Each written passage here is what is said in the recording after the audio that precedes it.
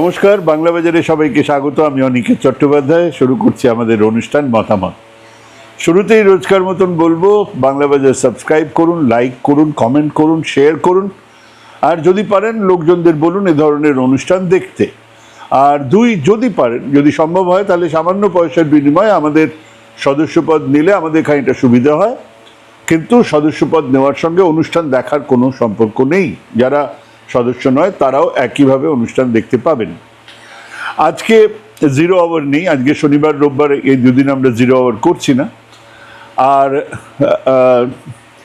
এবারে শুরু করছি আমাদের মূল অনুষ্ঠান মতামত, যার শীর্ষক গদি মিডিয়া মার খাচ্ছে কেন।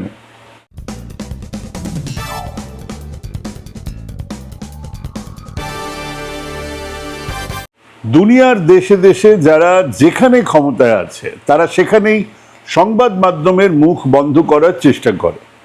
হিটলার ক্ষমতায় সেই কাজ করেছিলেন। আমাদের দেশ ব্যতিক্রম নয়। নেহেরুর দিনগুলোকে বাদ দিলে বিভিন্ন ইস্যুতে সংবাদপত্র, সংবাদ মাধ্যমের গলা টিপে ধরার বহু চেষ্টা হয়েছে। জরুরি অবস্থা আর প্রেস সেন্সরশিপের কথা তো আমরা জানি। আমাদের বাংলাতে তখন খুদে নেতা সুব্রত মুখোপাধ্যায় তথ্য সম্প্রচার দপ্তরের মন্ত্রী, কনিষ্ঠ মন্ত্রী। তখন কাগজ তৈরি হওয়ার পরে তার দপ্তর ছাড়পত্র দিলে তবে তা ছাপা হতো। গৌরকিশোর ঘোষ, বরুণ সেনগুপ্ত জেলে গিয়েছিলেন। 1980-তে বিহারে জগন্নাথ মিশ্র, কংগ্রেসের মুখ্যমন্ত্রী, প্রেস বিল এনেছিল। আমরা অনেকেই হাজতে জেলে গিয়েছিলাম। তারপরে এই বাংলাতেও প্রেস কর্নার ভাঙা হয়েছে। সারা ভারতে সংবাদ মাধ্যমের ওপরে বারবার নেমে এসেছে আঘাত, সাংবাদিকদের ওপরে আঘাত নেমে এসেছে, জেলে পাঠানো হয়েছে, খুন করে দেওয়া হয়েছে। আর সেসব কিছু নতুন নয়। কেন এই আঘাত নেমে আসে? কেন শাসক দলের লোকজন, মন্ত্রী, শান্ত্রী বা তাদের নির্দেশে রাষ্ট্রীয় ডালকুত্তারা ঝাঁপিয়ে পড়ে সংবাদ মাধ্যমের ওপরে? কারণ চতুর্থ স্তম্ভ বাকি তিনটে স্তম্ভকে প্রশ্ন করে। হ্যাঁ, সে প্রশাসন, সরকার, বিচার বিভাগ সবাইকে প্রশ্ন করে। হুইসেলটা তারাই বাজায়, মানুষের হয়ে, জনগণের হয়ে, অন্তত বাজানোর কথা। আর তাই সংবাদ মাধ্যমকে সামলাতে ব্রিটিশ থেকে স্বাধীন দেশের সরকার নতুন নতুন আইন আনে, তাদের কণ্ঠরোধ করার চেষ্টা করে। কিন্তু এর ব্যতিক্রমও আছে। ধরুন সোভিয়েত রাশিয়া, স্টালিনের সময় থেকে সংবাদপত্র, সংবাদ মাধ্যমের সামান্য অবশিষ্ট অধিকারও চলে যায়। সংবাদ মাধ্যম হয়ে ওঠে সরকারের পোষা কুত্তা। তাদের লেখায় সোভিয়েত সমৃদ্ধ থেকে সমৃদ্ধতর হয়ে ওঠে। তাদের লেখাতে দেশের এক অসামান্য বিকাশের ছবি উঠে আসে, বাস্তবের সঙ্গে যার কোনো সাধারণ সাযুজ্যও ছিল না, কোনো মিল ছিল না। হিটলারের ক্ষমতায় আসার মাত্র বছর দুয়েকের মধ্যে কোনো স্বাধীন সংবাদ মাধ্যমের চিহ্নমাত্র ছিল না। গোয়েবলস তৈরি করেছিলেন এক প্রচার ব্যবস্থা যার ভিত্তিই ছিল বিগ লাই, বড় মিথ্যে, বড় মিথ্যে। এত বড় মিথ্যে বলো যে মানুষ সত্যি মিথ্যে বিচার করার ক্ষমতাই হারিয়ে ফেলে। তাহলে মোদ্দা কথাটা হলো, ক্ষমতা, সরকার, শাসক দল প্রশ্নকে ভয় পায়, চতুর্থ স্তম্ভকে ভয় পায়। কাজেই তারা প্রথমে আক্রমণ নামিয়ে আনে চতুর্থ স্তম্ভের ওপরে, যারের শাসনেও আলাদা কিছু ছিল না। সেই সময় কমিউনিস্ট পার্টির কাগজ ইস্ক্রা, স্ফুলিঙ্গ কারা পৌঁছে দিত কারখানার দোরগোড়ায়? মানুষের কাছে, আম জনতা, মহিলারা, হ্যাঁ মায়েরা, মাদার। কেন তারা বুঝেছিল? এটা তারা করতেন কেন? তারা বুঝেছিলেন যে স্বাধীন সংবাদ মাধ্যমকে বাঁচিয়ে রাখতে হবে। দেশে দেশে বারবার বহু মানুষ, সাধারণ মানুষ সংবাদ মাধ্যমের পাশে এসে দাঁড়িয়েছে। কেন না, তারা বুঝেছেন স্বাধীন সংবাদ মাধ্যমকে বাঁচিয়ে রাখতে হবে। কারণ তারাই শাসকের বিরুদ্ধে লড়াইয়ে আম জনতার পাশে আছে। এবার চলে আসুন আজকের প্রেক্ষিতটা বোঝা যাক। একটা আন্দোলন হচ্ছে, জেনজির আন্দোলন, কিন্তু তাতে সমাজের বাকিরাও যোগ দিচ্ছেন, কেবল জেনজি নয়। নিট এক্সাম পেপার লিক থেকে আন্দোলন ছড়িয়ে শিক্ষা, চাকরির মতন দরকারি ইস্যুর সঙ্গে জুড়ে গেছে। ছাত্ররা অবস্থান করছেন 12 দিন ধরে অনশন। সোনাম ওয়াংচুক সঙ্গে নেহা বোরা, অন্য ছাত্রছাত্রীরা এই সমাবেশ অবস্থানে, ককরোচ জনতা পার্টি বা বিরোধীদের ডাকা মিছিলে অবস্থানে কেন মার খাচ্ছে মিডিয়ার লোকজন? আমরা এই ধারাবাহিকভাবে এই ব্যাপারটা দেখছিলাম। কেন? সেই ওই 12, 13, 14 দিন পর থেকে সেখানে মিডিয়ার লোকজন পৌঁছলেই তারা একলিড হচ্ছেন, মার খাচ্ছেন। কেন? শাসকেরা মারছে না, শাসক বিরোধী সমর্থকেরা পেটাচ্ছে। কেন? আচ্ছা, ওই যে 12 থেকে 15 দিনের অনশন চলছিল, তখন মিডিয়াতে কোথাও কোনো খবর দেখেছেন? মেইনস্ট্রিম মিডিয়াতে উল্লেখ পর্যন্ত ছিল না। আমাদের বাংলার কথা ছেড়ে দিন, এখানে মেইন স্ট্রিম মিডিয়া তখন ডিম ছোড়া অ্যাসাইনমেন্ট নিয়ে ব্যস্ত। কোথায় কোথায় জনরোষের ফলে তৃণমূলের পঞ্চায়েত প্রধান, কাউন্সিলর পরাজিত প্রার্থীকে বেদম মার দিচ্ছে, থানার সামনে জমায়েতে আসা মানুষজন ডিম ছুটছে, গলায় জুতোর মালা পরে হাঁটাচ্ছে। খবরের কাগজ খুলুন, টিভি খুলুন, দেখতে পাবেন সেই সময় এই ছবি। মিডিয়াতে বিশ্লেষণ চলছে কেন হচ্ছে, তারাই জানাচ্ছেন কারণ, আসল কারণ। আসলে কারণ নাকি জনরোষ। তাদের টাকা মেরেছে, কাটমানি খেয়েছে, তৃণমূল জামানাতে মানুষকে মারধর করেছে, দাদাগিরি করেছে, মানুষ ভীষণ রেগে আছে, তাই জনরোষ আছড়ে আছড়ে পড়ছে। একটা লেখা দেখান তো, একটা এডিটোরিয়াল, যেগুলো ঠিক নয় এদের বিচার হোক, শাস্তি হোক, জেলে পুচিয়ে মারা হোক, ফাঁসি দেওয়া হোক, কিন্তু গণপিটুনি, ডিম ছোড়াটা কোনো পদ্ধতি হতে পারে না, এরকম একটা কোনো আলোচনা, কোনো লেখা। গণতন্ত্রের এমন গঙ্গা যাত্রার বিরুদ্ধে কোনো লেখা প্রচার খুব দু একটা ব্যতিক্রম বাদ দিলে ছিল না। তার মানে একটা ধারণাকে স্বীকার করেই নেওয়া হলো যে এসব গণরোষে এগুলো জায়েজ, গণরোষে এগুলো হতেই পারে, এগুলো স্বাভাবিক। কিন্তু সেই মিডিয়ায় এক বিরাট জনসমাবেশ দেখে হঠাৎ সক্রিয় হয়ে বোঝাতে শুরু করলো ওই 15 দিনের পর থেকে অনশনের, যে এর পেছনে ডিপ স্টেট আছে, পাকিস্তান আছে, সোরাস আছে, বিদেশি পয়সা আছে। কেন হঠাৎ তারা সক্রিয় হলো, কেন? সে নিয়ে আলোচনার আগে এবারে আরেকটা দিক নিয়ে আলোচনা করা যাক।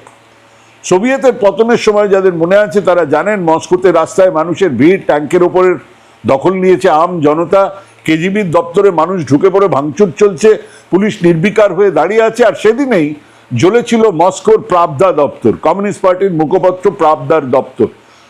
তখন আগুন আর কালো ধোঁয়া, টন টন নিউজ প্রিন্ট জ্বলছে, ভেতরে ছাপাখানাতে রাখা কেমিক্যালস জ্বলছে, বাইরে মানুষ নৃত্য করছে।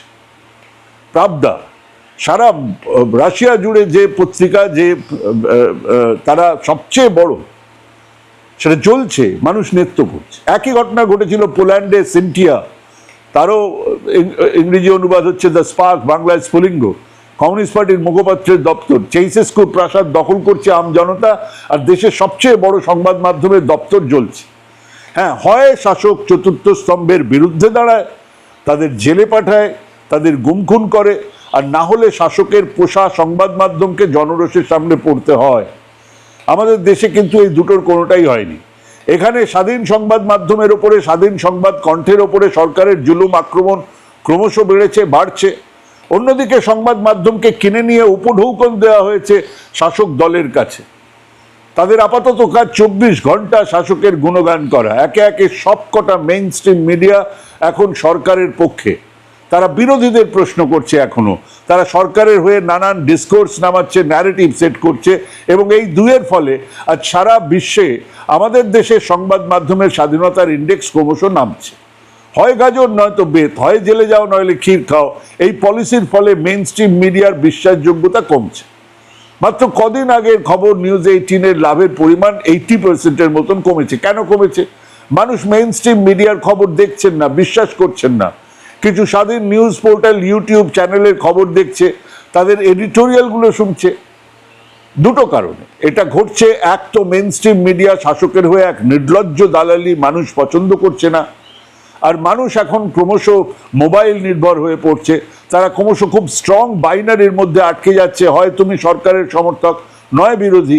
কাজে ইউটিউব বা সমাজ মাধ্যমের অ্যালগরিদম তাদের কাছে সেই খবরগুলোই এনে হাজির করছে যা তারা দেখতে চায়।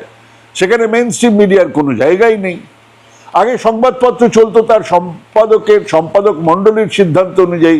বড় বড় বিষয়ে কিছু সাধারণ সিদ্ধান্ত তো থাকতোই, যেমন অসাম্প্রদায়িকতা, যেমন অহিংসা, যেমন গণতান্ত্রিক মূল্যবোধ, যেমন দুর্নীতির বিরোধিতা, এগুলো মেনেই চলতো মেইন স্ট্রিম মিডিয়া। কিন্তু এখন সংবাদপত্রের মালিকের নির্দেশে চলে সংবাদ মাধ্যম, কর্তার ইচ্ছে কর্ম হয়। মালিকরা প্রায় সবসময় ক্ষমতার দালাল, কেউ মমতার, কেউ মোদির, এরকম আর কি।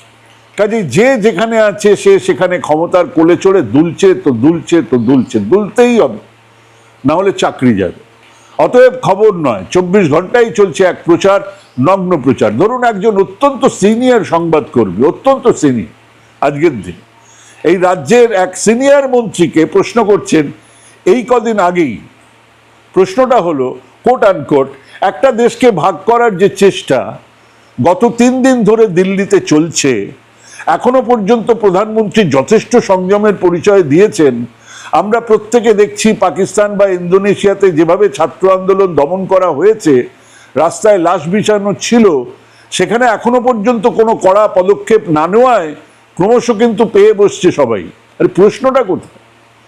প্রশ্নটা কই? উনি বলছেন যে, আবার এরপরে মন্ত্রী তার কথা বলছেন, মানে তিনি কি বলছেন সেটা আলোচনার বিষয় নয়, প্রশ্নটা শুনুন। আবার প্রশ্নকর্তা নিজেই বলছেন একটা দেশকে ভাগ করার যে চেষ্টা, অর্থাৎ ভাগ করার চেষ্টা চলছে, গত 3 দিন ধরে দিল্লিতে চলছে। এখনো পর্যন্ত প্রধানমন্ত্রী যথেষ্ট সংযমের পরিচয় দিয়েছেন। আমরা প্রত্যেকেই দেখছি পাকিস্তান বা ইন্দোনেশিয়াতে যেভাবে ছাত্র আন্দোলন দমন করা হয়েছে, রাস্তায় লাশ বিছানো ছিল, সেখানে এখনো পর্যন্ত কোনো কড়া পদক্ষেপ না নেওয়ায় ক্রমশ কিন্তু পেয়ে বসছে সবাই। তাহলে এই সিনিয়র সাংবাদিক কি বলছেন আদতে? এই আন্দোলন একটা দেশকে ভাগ করার চেষ্টা হচ্ছে। একজন সাংবাদিক, একটা আন্দোলন চলছে, এডিটোরিয়াল লিখুন, এডিটোরিয়ালে বলুন যে এই আন্দোলনটা কিভাবে একটা দেশকে ভাগ করার চেষ্টা, আলাদা ব্যাপার। একজনকে প্রশ্ন করছেন এই আন্দোলন একটা দেশকে ভাগ করার চেষ্টা। 2, প্রধানমন্ত্রী এখনো পর্যন্ত অত্যন্ত সংযমের পরিচয় দিয়েছেন, উনি নিজেই বলে দিলেন। 3, পাকিস্তান বা ইন্দোনেশিয়াতে যেভাবে বিক্ষোভ দমন করা হয় সেই পদ্ধতি এখনো এখানে নেওয়া হয়নি, তাই আন্দোলনকারীরা পেয়ে বসেছে। প্রশ্নটা কোথায়? সাংবাদিক বলছেন যে আন্দোলনকারীরা মাথায় চেপে বসেছে কেন না তাদেরকে ওই ইন্দোনেশিয়া বা পাকিস্তানের মতো গুলি করে মেরে ফেলা হয়। প্রশ্নটা কি? ইনি মেইন স্ট্রিম মিডিয়ার সিনিয়র সাংবাদিক, ইনি সাংবাদিক এমন নয় যে ইনি প্রথম। এর আগের জামানাতেও এরকম প্রশ্ন আমরা দেখেছি, অবশ্যই এডিটোরিয়াল এরকম লেখাই যায়। এর থেকেও তীব্র সমালোচনা করা যায় এই মুভমেন্টের, কেউ করতেই পারেন। এই আন্দোলনে যদি তা করা হয় তাহলেও বলবো সেটা তো এডিটোরিয়াল, খবর তো নয়, একজনের মত। কিন্তু একজন সাংবাদিক রাজ্যের এক সিনিয়র মন্ত্রীকে এই ভাষায় প্রশ্ন করবেন কি আশা করে? সম্ভাবনা 1, তিনি কিছু প্রাপ্তির জন্য এগুলো করছেন, যে প্রাপ্তির জন্য কদিন আগেই ক্ষমতা থেকে সরে যাওয়া মমতা সরকারের লগে লগে ঘুরতো কিছু সাংবাদিক, নানান কারণে নানান ধান্দায় বসে থাকতো সিএমওতে, সেখান থেকে নতুন নতুন মালপা নিয়ে আসছে। ইনিও নতুন রেজিমের কাছে সেই ধান্দাতেই এসেছেন। আর সম্ভাবনা 2, এই প্রশ্নই এনাকে করতে বলা হয়েছে, না করলে এই বয়সে চাকরি চলে যাবে, খাবেন কি? সংসার আছে, সন্তান সন্ততিদের নিয়ে শিক্ষা স্বাস্থ্যের খরচ কোথা থেকে আসবে? অতএব বাধ্য হয়েই তিনি এই কাজটা করছেন। ইনি আদ্যন্ত চাকর, এনার অন্য কোনো উপায় নেই। হ্যাঁ, এই 2 এর বাইরে আর কোনো কারণ কিন্তু থাকতে পারে না, যার জন্য একজন সাংবাদিক এরকম বেহুদা মূর্খ অশিক্ষিতের মতন প্রশ্ন করতে পারেন। এবং এইখানে সেই লাখ টাকার প্রশ্নটা, এনাদের চরিত্র আপনি বুঝে গেছেন। এরা দালাল, এরা স্ট্রাইক ভাঙার দল, কিন্তু এদের বড় অংশই এটা করতে বাধ্য হচ্ছেন। কাজে সেই অসহায়তাকে টার্গেট করে লাভ কি? আপনি দলবদ্ধভাবে একজনকে বাগে পেয়ে হাতে সুখ করলেন, গায়ের ঝাল মেটালেন, কিন্তু লাভ কি? এনারা তো কর্তার ইচ্ছে কর্ম করছেন। পারবেন এনাদের মালিক আম্বানি আদানির কলার ধরে কানের গোড়ায় দিতে? পারবেন না। তাহলে এই ঢাল নেই তরোয়াল নেই নিধিরাম সর্দারদের সামনে পেয়ে দুঘা মেরে কোন বীরত্ব দেখাচ্ছেন? এই গদি মিডিয়ার সাংবাদিক দেখলে হাততালি দিন, ইগনোর করুন, কিন্তু এদের গায়ে হাত দেওয়াটা জনরোষ নয়, কাপুরুষের কাজ। এনাদের মধ্যে অনেকেই আছেন যারা ঘরে ফিরে বেনামে সমাজ মাধ্যমে পোস্ট করেন এই সরকারের বিরুদ্ধে। অনেকেই আছেন যারা আমাদেরকে ফুটেজ থেকে খবর যোগান দেন, পাঠিয়ে দেন।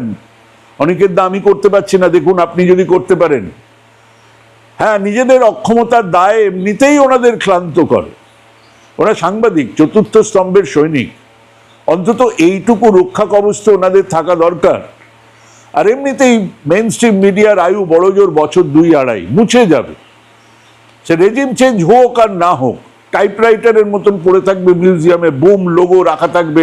এর 1 ঘন্টা, ওর 6 ঘন্টা, তার 24 ঘন্টা এসব লোগো দেখবে, আমাদের পরের প্রজন্ম হাসবে, শিক্ষা নেবে। এই আন্দোলন কেন কোনো আন্দোলনেই কোথাও এই নাথবতী অনাথ বদ্ধের গায়ে হাত তুলবেন না, সেটা অন্যায়, সেটা এক নির্বোধের কাজ। অর্জুনের চোখ হোক আমাদের সংবিধান। এই আন্দোলন হয়ে উঠুক দেশের সংবিধান রক্ষার লড়াই। একজন মন্ত্রীকে পদত্যাগ করতে হলো, এটাই আন্দোলনের প্রাপ্তি আপাতত। এই আন্দোলন আরো বাড়বে। গণতন্ত্রের একটা সরকারকে ফেলে দেওয়াই একটা আন্দোলন নয়, গণতন্ত্র রক্ষা, সংবিধান রক্ষা। এর পরের দাবি হচ্ছে গিয়ে প্রধানমন্ত্রীকে সাংবাদিক সম্মেলনে বসতে হবে। প্রধানমন্ত্রীকে সাংবাদিক সম্মেলনে বসতে হবে, মানুষের প্রশ্নের জবাব দিতে হবে। এর পরের জবাব পরের আন্দোলন সেটাই হওয়া উচিত, হয়তো হবেও। এগুলোই হচ্ছে লড়াই। একজন সাংবাদিককে সামনে পেলেন, তিনি তার কাজ করছেন, তাকে নির্দেশ দেওয়া হয়েছে এই কাজগুলো করার। অসহায় সেই লোকটাকে দুটো ঘা মেরে কি লাভ? একটু ভাবুন, ভাবুন, ভাবতে থাকুন, ভাবা প্র্যাকটিস করুন। ভালো থাকবেন, সুস্থ থাকবেন। আজকে এখানেই শেষ করছি। নমস্কার।